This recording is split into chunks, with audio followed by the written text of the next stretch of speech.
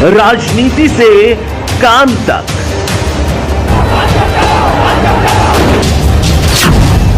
अपराध से अंजाम तक, खेत से खलिहान तक, अब हर खबर पर होगी हमारी नजर। पाइए सीधा अपने मोबाइल पर। मैं हूं मौर्य कुमार गौतम, आपका अपना न्यूज रिपोर्टर। देखते रहें गांव शहर की खबर और जुड़े रहें सिटी न्यूज इंडिया वन के साथ।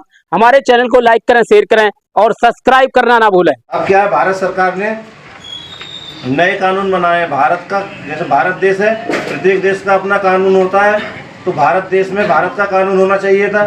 तो भारत देश में केंद्र सरकार ने नए कानून बनाए जो भारत सरकार के लिए जो है उनके बारे में आपको जागरूक किया जा रहा है कि जो पुराने कानून में क्या कमियां थी, नए कानून में क्या अच्छाइयाँ हैं, उसके बारे में आपको बताया जाएगा। उसके बारे में सुने और उन पर काम करें।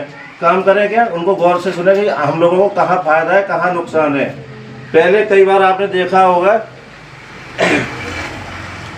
एक कानून होता था हमारे यहाँ पहले, जिस तरह से एक्सीडेंट वाले केस होते थे उसमें कई लोग एक्सीडेंट भी कर देते हैं, मर भी जाता है आदमी, फिर भी छूट जाता है।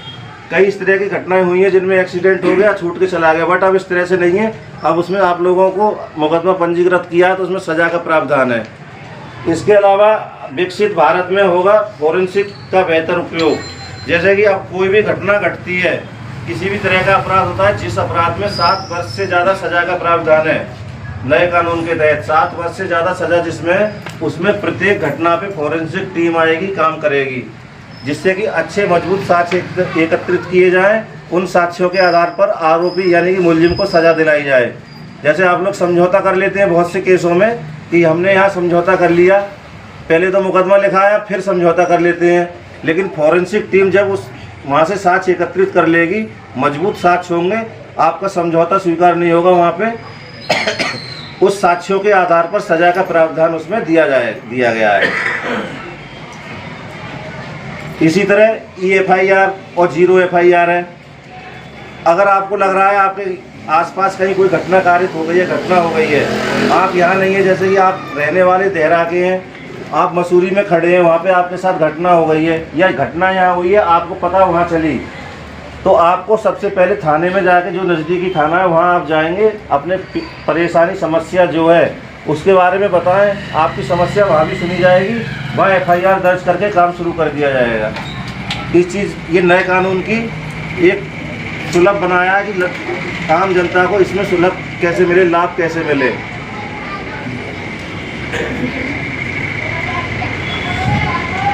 पहले जो कानून होता था भारत देश का, उसमें कोई आतंकवाद का उल्लेख नहीं था।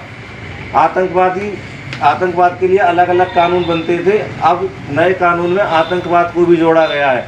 अगर आतंकवादी किसी तरह की घटना होगी, वो नए कानून के तहत दंडनीय अपराध है।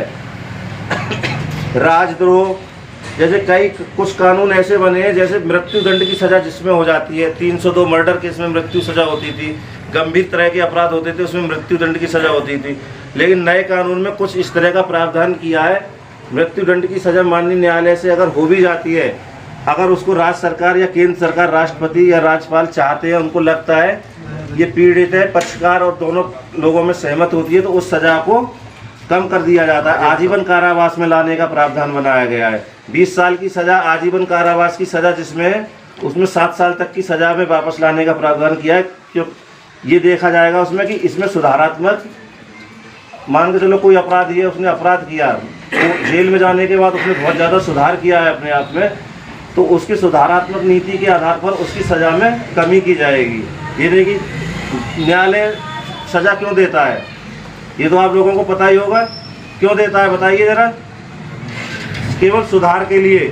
व्यक्ति ने जो अपराध किया है, अब हम पुलिस और न्यायालय, कानून जो भी है, अपराध से घृणा करता है, अपराधी से नहीं।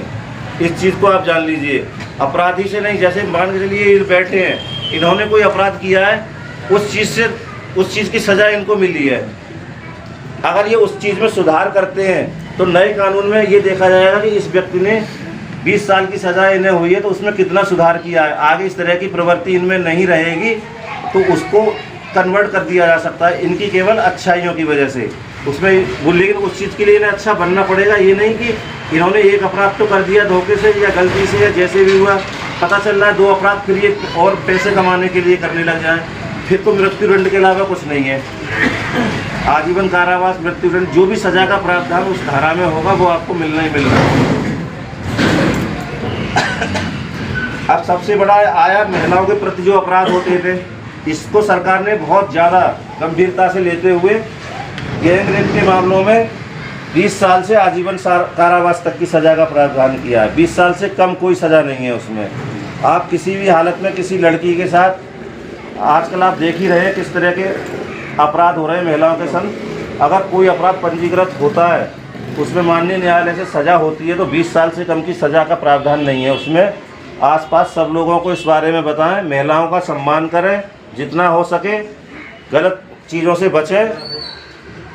और ये समझौते का इसमें कोई कॉलम नहीं है कि इसमें समझौता स्वीकार किया जाए बलात्कार, गैंग रेप के मामलों में।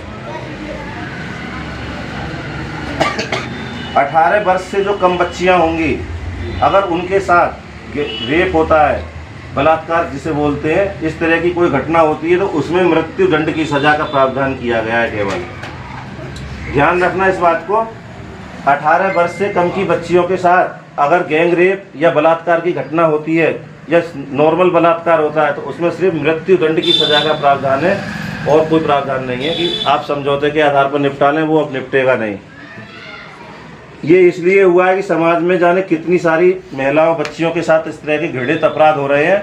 हम लोगों के समाज की ही वो लड़कियां होती हैं, कभी कहीं की कभी कहीं की, और पीड़ित होती हैं और उसका उन्हें ज़िंदगी भर कष्ट, उन्हें उस स्थिति से गुजरना पड़ता है।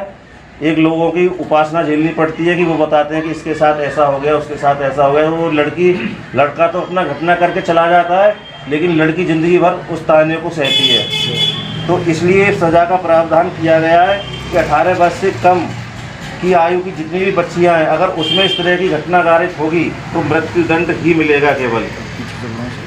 अगर आप झूठे वादे करके किसी महिला से, झूठे वादे इरादे करके इस तरह का काम करते हैं कि हम तुम्हें क्या रानी बना के रखेंगे, वहाँ पे हमारी एक ये महल बना है, वहाँ पे हमारी इतनी ज़मीन है, हम तुझे साला रानियों की तरह रखेंगे, यहाँ घुमाएंगे वहाँ घुमाएंगे, रोज़ शॉपिंग कराएंगे, इस तरह के लड़के वादे करते हैं लड़कियों से।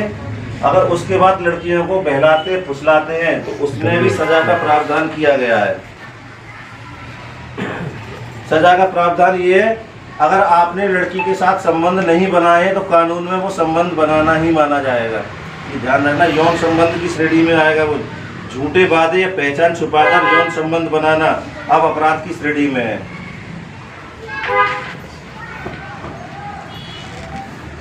बेटी तो हमारी है, सब समाज की बेटियां हैं, सब कभी कहेंगी कभी कहेंगी। किसी के साथ भी ये घटना होती है तो उसके लिए सजा का प्रावधान है।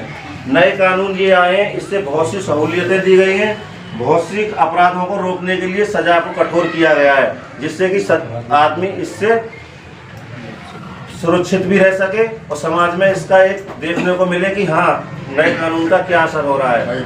तो आप लोग इस चीज़ से अवेयर रहें, किसी भी तरह से इस तरह के कोई भी अपराध में सम्मिलित ना हो, जिससे कि आपका घर परिवार एक बार अपराध लिखने के बाद समझ लो जीवन भर उसका कलंक लगा रहता है। पुलिस जीवन भर आपके दरवाजे पे जाएगी, पूछेगी आपसे आपने इस समय अपराध किया था, कहीं आप फिर से तो उस अपराध में सम्मिलित नहीं है। कई बार आप लोगों को थाने बुलाया जाता है कि थाने आइए, आपकी इस तारीख को हाजिरी लगेगी। थाने बुलाया जाता है, बीच बीच में जो आपके यहाँ हिस्ट्री शीट है, बहुत सारे उनकी हिस्ट्री शीट खुली हुई है, तो उन्हें महीने में 1-2 बार तो उनके घर पुलिस पहुँचती है जांच करने के लिए, ये अब तो फिर से अपराध नहीं कर रहा, तो जीवन भर उसकी निगरानी होती है। तो इस तरह से आप लोगों से निवेदन है कि घृणित अपराधों से आप लोग बचें और नए कानून जो आए उनको अच्छी तरह से जाने पहचाने और उनकी देखें क्या है इसमें।